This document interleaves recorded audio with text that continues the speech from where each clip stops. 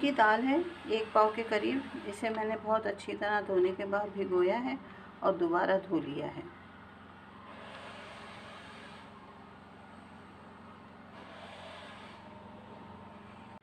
दस लहसुन के जवे, 1 टेबल स्पून हरा धनिया, 8 हरी मिर्चें और हाफ़ टी स्पून हींग ये दाल में डाल के हम पीसेंगे।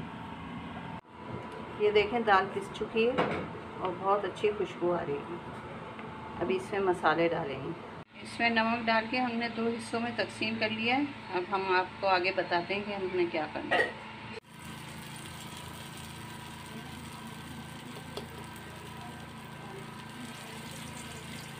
अब इसके इस तरह से बड़े बना लीजिए।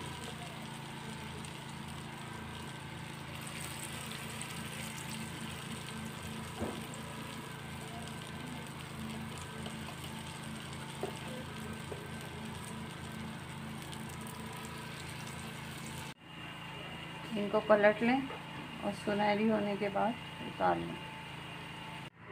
अब इन्हें पानी में आधे घंटे के लिए भिगो दें।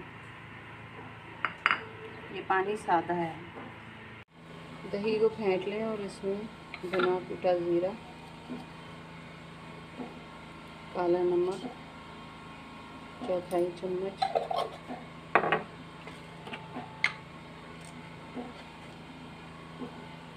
भुनी हुई कुटी हुई लाल मिर्चें 1 टीस्पून,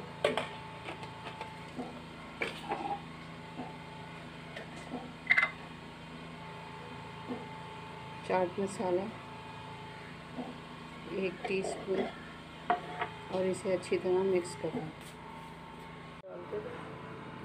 अब इसे हम दही में डाल दें।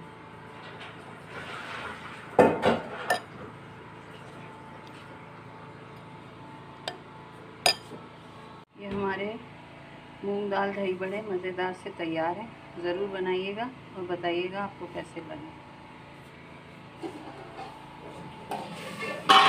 बहुत मज़ेदार बने हैं। ये मैंने इमली की खट्टी मीठी चटनी भी डाली है और ग्रीन चटनी भी।